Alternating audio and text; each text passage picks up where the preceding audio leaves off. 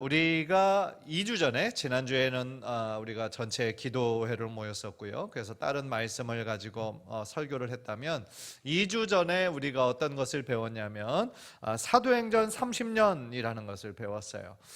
통으로 성경을 통으로 보았을 때 사도행전의 시대는 약 30년으로 칩니다. 왜냐하면 예수님께서 십자가에 달려 돌아가시고 승천하셨던 해가 AD 몇 년이었을까요? 33년이죠. 왜냐하면 예수님의 오심으로 AD가 시작이 됐잖아요. 그러니까 30세에 공생애를 시작하셨고 3년 동안의 사역을 마치시고 십자가 그리고 부활 승천까지 있으셨잖아요. 그러니까 AD 33년이죠. 33년부터 이 사도행전은 예수님의 승천 직후 이제 성령님이 오심으로 성령님이 주체가 되셔서 교회가 생기고 또한 사도들이 이제 예루살렘과 온 유대와 사마리아와 땅끝까지 이르러 복음을 전하는 그 모든 복음의 확장의 역사가 사도행전의 이야기잖아요. 그래서 AD 33년도부터 66년에 뭐가 있었냐면 로마 대화제가 있었어요. 로마 대화제가 누가 그 불 질렀던 거죠? 네로 황제가 불을 지르고, 그것이 누구의 소행이라고 이거를 덮어씌웠냐면 기독교인들이 이렇게 로마 시내에 불을 질렀다, 이렇게 그 엉터리 소문을 내죠. 그러면서 엄청난 기독교가 핍박을 당하잖아요. 그때 이후로. 그래서 이 30년 동안의 이 사도행전의 30년의 기간이 있는 것으로 우리가 생각을 하고 2주 전에 우리가 본 것인데요. 이 사도행전은 크게 두 그룹이 굉장히 적대적으로 지금 있는 것이 보여져요. 하나는 복음 1세대라고 할 수 있죠. 예수 그리스도의 복음 1세대라고 하는 사도들과 또 유대교의 그 기득권을 절대로 빼앗기지 않으려고 하는 대제사장을 중심으로 하는 그 사내들인 공의회와의 그 계속되는 그 갈등 대립이 계속 있었던 기간이었죠. 그래서 2주 전에 제가 말씀드렸던 것처럼 구약은 제사장 나라 거룩한 백성이라는 큰 프레임이었다면 예수 그리스도 오심으로 이제 제사장 나라가 하나님 나라라고 하는 더 큰 개념 속에 수렴이 된다 라고 제가 말씀을 드렸죠. 그러니까 사도들은 지금 하나님 나라, 예수 그리스도의 오심으로 이미 하나님의 나라가 시작되었음을 선포하는 주인 거고, 지금 이 사내들인 공의회와 그 다음에 유대교인들은 여전히 구약의 율법과 할례를 중심으로 하는 시대가 계속되고 있는 것임을 지금 알고 있는 거죠. 그러니까 이것이 대립될 수밖에 없었던 것이었죠. 그래서 오늘부터 이제 지난 2주 전에 이 사도행전 30년을 배웠다면 오늘부터 다음 2주 동안 바울의 1차, 2차, 3차 전도 여행을 우리가 좀 살펴보면서 복음이 계속 확장이 되는 거예요. 그래서 경계를 넘어선 예루살렘이라고 하는 곳에서 시작한 복음이었지만 이 경계를 넘어서서 복음이 어떻게 확장되는지 우리가 오늘부터 다음 2주까지 보게 될 것입니다. 자, 화면 보여주시죠. 그래서 제목은 이제 경계를 넘어선 복음의 확장이 되겠어요. 그래서 1차 전도여행을 오늘, 그 다음에 다음 주는 2차, 그 다음 주는 3차 전도여행으로 이렇게 보도록 하겠습니다. 네. 그래서 1차 전도여행은 다룰 내용이 13장부터 15장 35절까지 내용이고요. 주 내용은 안디옥 교회에 파송되는 거, 그리고 1차 전도여행이 시작되는 거, 그리고 1차 전도여행을 마치고 이 안디옥 교회에서 이 바울과 바나바를 예루살렘으로 보내요. 왜냐하면은 이 할례 문제 때문에. 그래서 예루살렘 공의회가 사도행전 15장에 굉장히 중요한 결정을 하게 되는데 이 부분까지 우리가 살펴보도록 하겠습니다. 자, 사도들의 전도 여행이 계속하며 있었던 것이 사도행전에 나와요. 그래서 전도 여행을 했던 사람은 바울만 1차, 2차, 3차를 했던 것이 아니고요.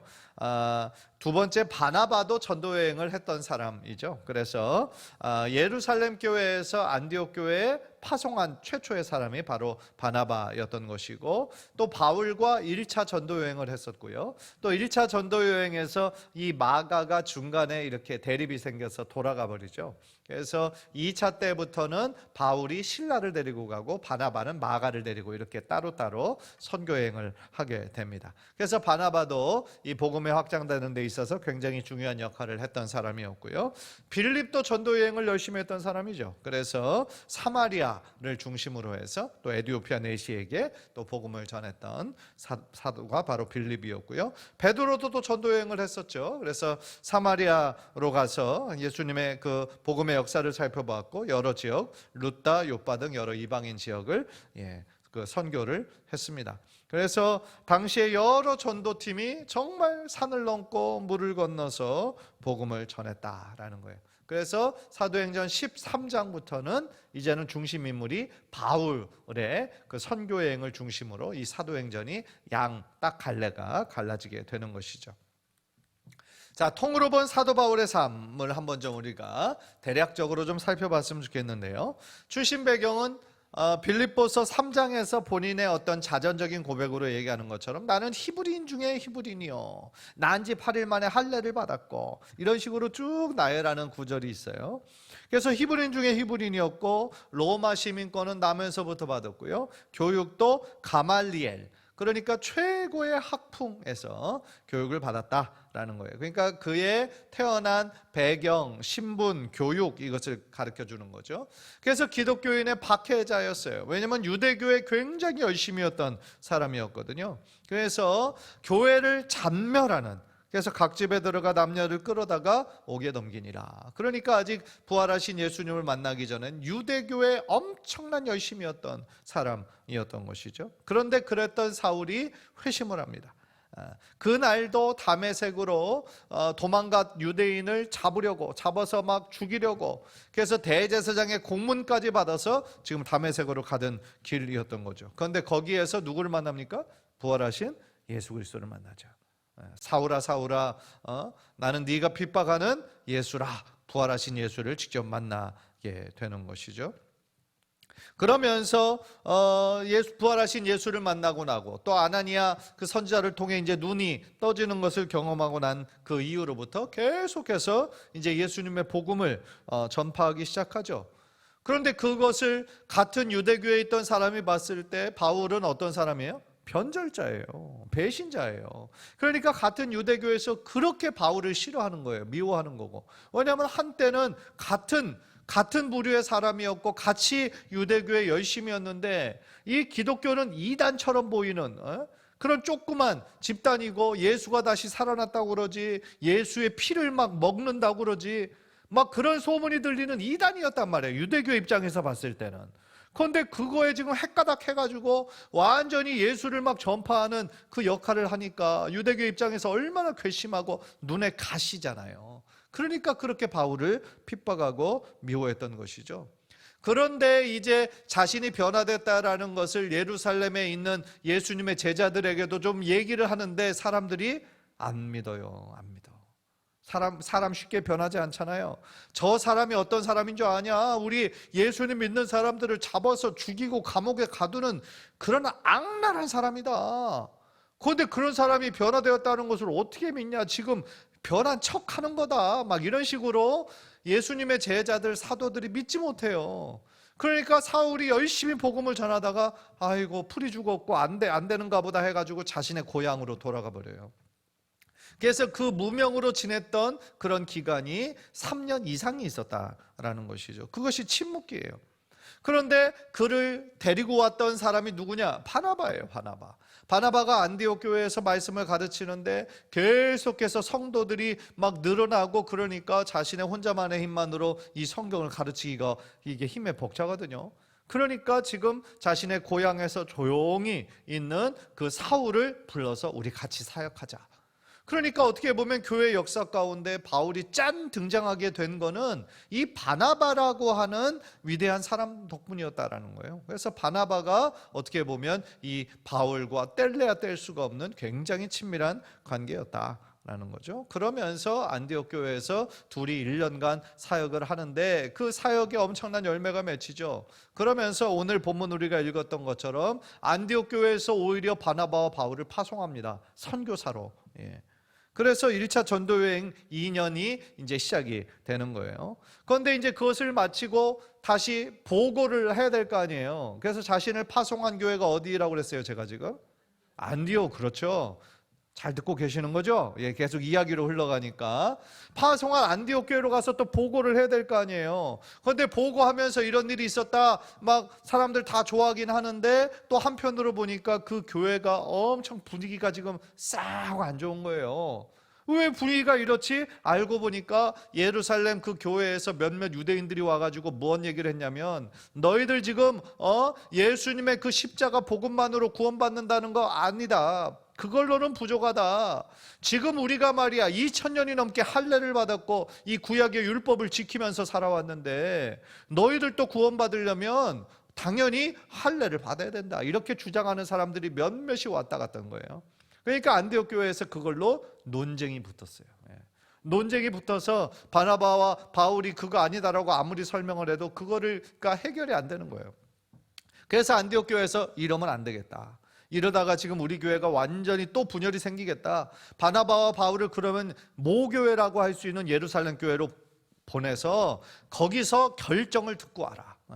어떤 결정을 내리든 우리는 그거를 따르겠다 하고 다시 예루살렘 교회로 보내는 거예요. 그래서 예루살렘 교회에서 거기서 공의회를 참석을 하는 겁니다. 그게 이제 8번이죠. 그래서 온 무리가 바나바와 바울이 하나님께서 자기들로 말미암아 이방인 중에서 행하신 표적과 기사에 관하여 말하는 것을 듣더니, 이게 사도행전 15장의 내용이에요. 이 내용은 이따가 나중에 또 할 거고요. 그리고 이것을 마치고 또 바로 2차 전도 여행 약 3년간을 떠납니다. 그리고 이때 2차 전도 여행 때 데살로니가 전후서, 갈라디아서를 집필해요. 그래서 바울이 총 13권을 쓰는데요, 가장 먼저 쓰여진 책이 데살로니가 전후서예요. 그 바울 서신 중에서. 그리고 제일 마지막에 쓴 건 목회 서신이죠. 그래서 갔다 온 이후로 바울이 3차 전도 여행을 합니다. 그런데 이 전도 여행의 그 기간이 점점 더 늘어나요. 1차는 2년이었는데 2차는 3년이고 3차는 4년 이렇게 떠나게 됩니다. 그러면서 3차 전도 여행 때 고린도 전후서를 집필하고요. 그 다음에 예루살렘을 다시 한번 방문하게 됩니다. 그리고 고린도에 있을 때 로마서를 집필을 합니다. 근데 거기에서 로마 군인에게 체포를 당해요.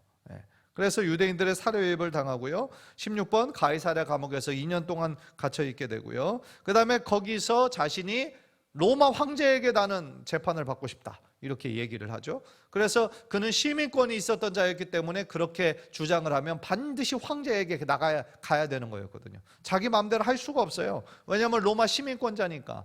그러니까 웬만큼 높이는 사람들도 다 벌벌 떠는 거죠. 그만큼 로마 시민권이 가진 파워가 대단했다, 그때라는 거예요. 그래서 로마로 이동합니다. 그래서 황제 재판을 기다리면서 로마에서 가택연금 2년을 당합니다. 그래서 그때 옥중서신, 우리가 잘 아는 것처럼 에베소서, 빌립보서, 골로새서, 빌레몬서, 이 옥중서신을 이때 감옥에 있을 때에 집필을 하게 되는 거죠. 그리고 마지막 편지가 목회서신이죠. 디모데 전후서, 디도서, 이거를 집필하게 됩니다. 그래서 짧게 간략하게 우리가 통으로 본 사도 바울의 삶이었다라는 거예요. 자, 다음 페이지는 이제 안디옥 교회에 대한 이야기인데요. 예루살렘 교회에서 복음이 시작된 교회예요. 그죠? 예루살렘 교회의 시작은 어떻게 시작을 했죠? 어떻게 설립이 됐죠? 마가의 다락방에서 120명의 문도들이 예수님이 약속하신 그 성령을 기다리며 기도하는 중에 성령이 불처럼 바람처럼 뜨겁게 임했잖아요. 그러면서 그들이 완전히 부활의 증인이 되면서 담대하게 복음을 전하며 날마다 하나님을 믿는 사람을 더하게 하셔서 예루살렘 교회가, 모교회가 시작이 되었던 거죠. 그럼 안디옥 교회의 시작은, 안디옥 교회는 최초의 이방인 중심 교회, 그죠? 헬라인 중심의 교회였죠. 그리고 이 안디옥 교회가 앞으로 펼쳐질 모든 이방인 선교의 센터인 거예요. 우리가 어떤 선교의 센터가 있고 어떤 베이스를 삼는다 그러잖아요. 거기를 전초기지로 삼아서 이방인 선교가 이루어진 곳, 그곳이 바로 안디옥 교회였다라는 거예요. 그런데 여러분, 안디옥 교회가 세워졌다라고 했을 때 우리들의 머릿속에 지금 안디옥의 지역에는 안디옥 교회 건물 막 이렇게 있는 거, 그거를 상상하기 쉬운데 성경에서는 지금 그걸 의미하는 게 아니에요. 안디옥 지역에 지금 안디옥 교회 건물이 들어섰다, 이 얘기가 아니고, 교회가 뭐죠? 예수님을 나의 주님이라 고백하는 사람들의 모임이 교회인 거예요. 교회 건물이 안디옥에 들어섰다는 얘기가 아니라 안디옥 그 이방 지역에 예수님을 나의 주, 나의 그리스도라 믿는 무리들이 생기고 모이면서 예배했다라는 그런 뜻인 것이죠. 그래서 지난번에 제가 주일날 설교를 했지만 최초로 그리스도인이라 칭함을 받은 사람들이 이 안디옥 교회였고요. 그리스도인은 자기가 스스로 지칭한 것이 아니라 다른 사람들에게서 불리는 별명이었다.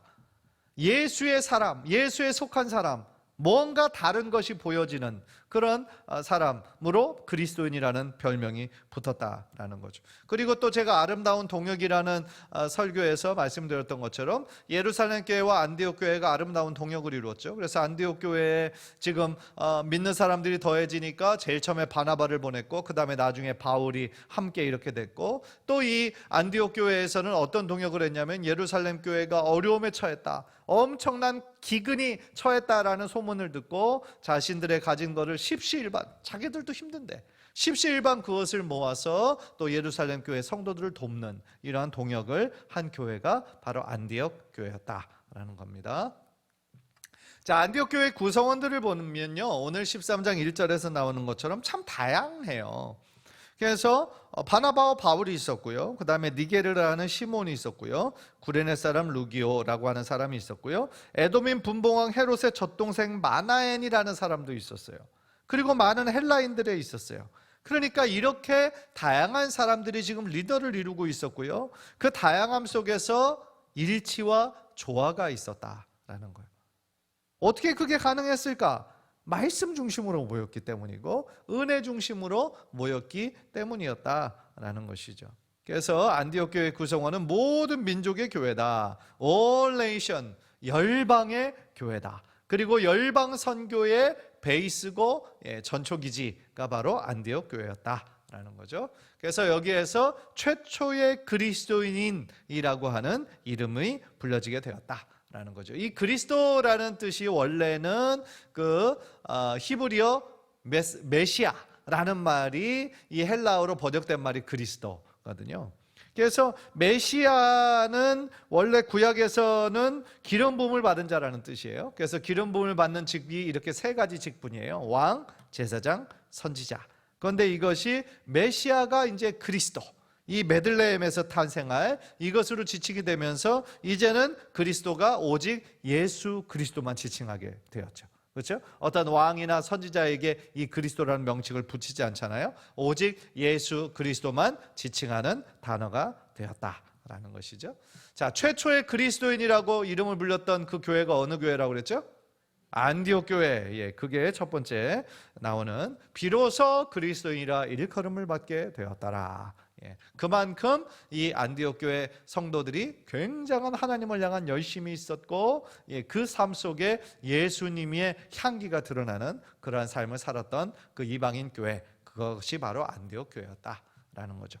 자, 이 안디옥은 당연히 안디옥 지역에 있는 거겠죠. 그런데 왜 이렇게 한 챕터로 이렇게 정리를 했냐면요, 이 안디옥이라는 이름의 도시들이 당시에 여러 개가 있었어요.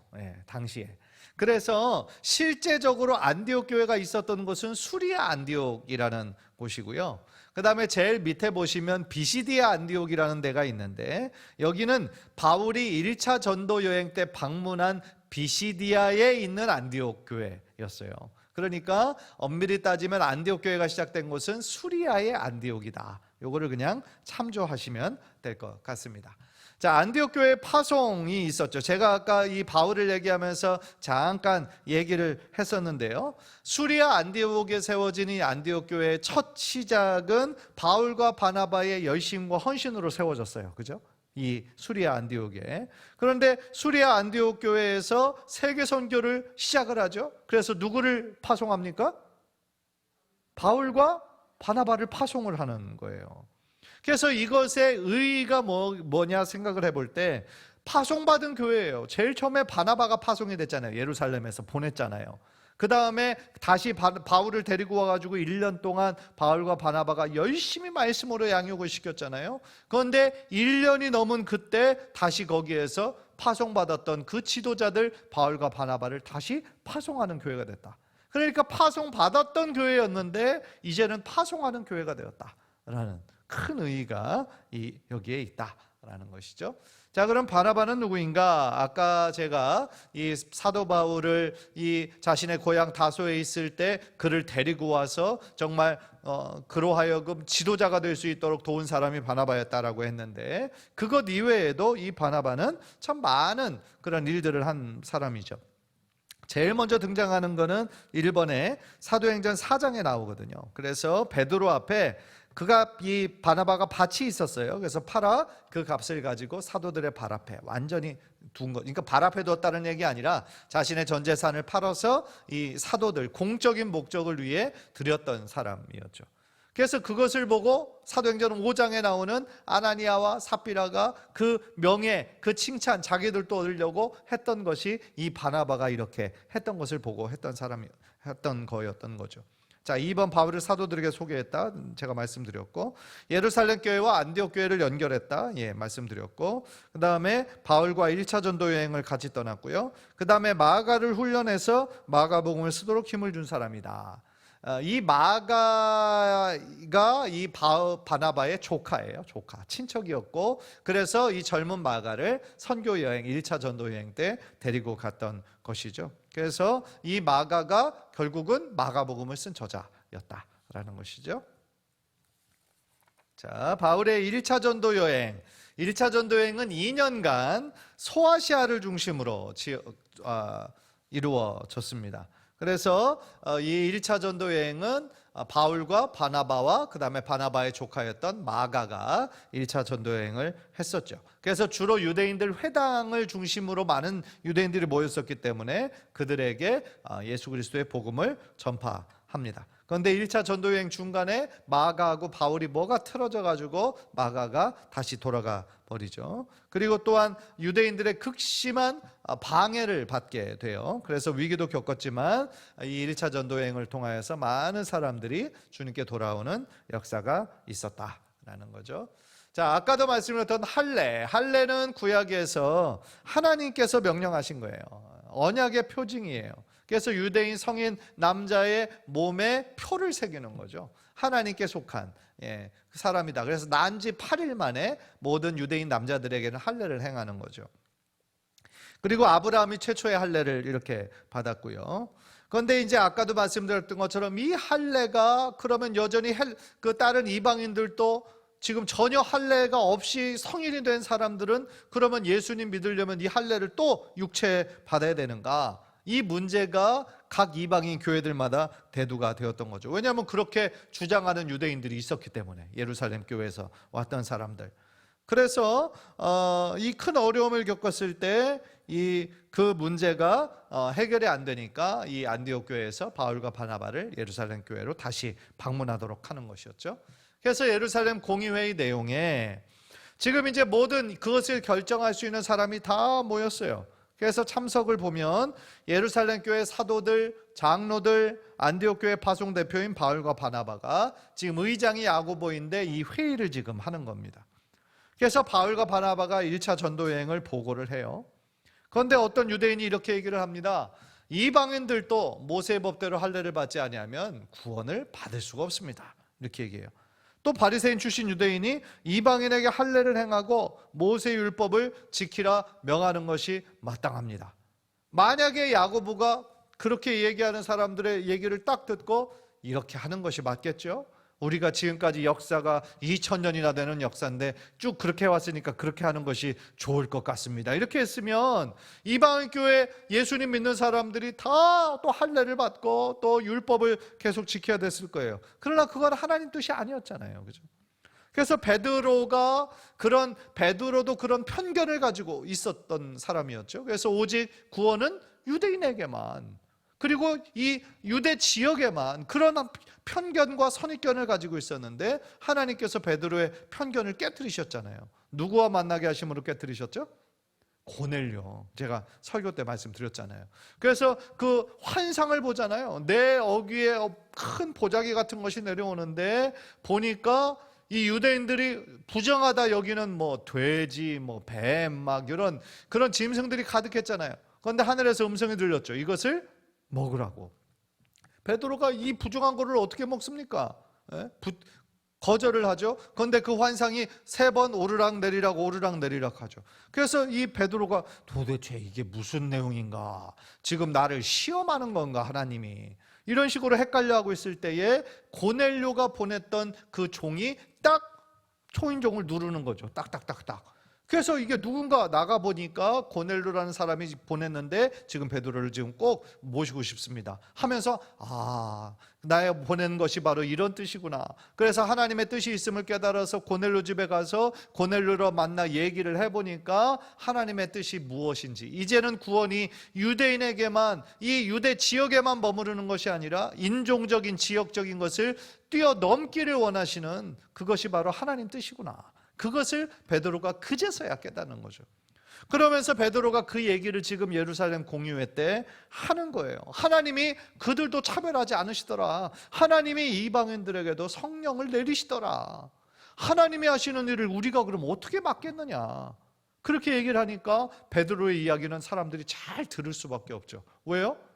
예수님 수제자잖아요. 그러니까 이 당시에 예수님의 말씀을 직접 들었던 지금 예수님의 제자들이 있었던 복음의 1세대잖아요. 그러니까 많은 사람들이 이야기를 듣지 않을 수가 없는 거죠. 왜냐하면 베드로의 이야기니까. 그런데 거기에서 바울과 바나바는 예수님의 12제자는 아니었지만 그들이 전도 여행 중에 또한 이방인들에게 임하시는 하나님의 놀라운 역사를 보고 왔으니까 직접 또 그 얘기를 생동감 있게 전했을 거 아닙니까? 그러니까 의장이었던 야고보가 다 그것을 들어요. 그래서 할례를 받아야 된다, 율법을 지켜야 된다, 그렇게 주장하는 사람들의 이야기도 듣고 또 베드로의 이야기도 듣고 바울과 바나바의 이야기도 듣고 그러면서 이제 의장의 권한으로 결정을 내리는 거예요. 결정을 내리는 게 바로 이거였어요. 이방인 중에서 하나님께로 돌아오는 자들을 괴롭히지 말고 이제는 할례 받아야 된다, 또 율법을 계속 지켜야 된다, 괴롭히지 말고 다만 이것만 지키게 하자. 그게 뭐예요? 우상의 더러운 것, 음행과 목매어 죽인 것, 그 다음에 피를 멀리하라. 이거를 지켜라.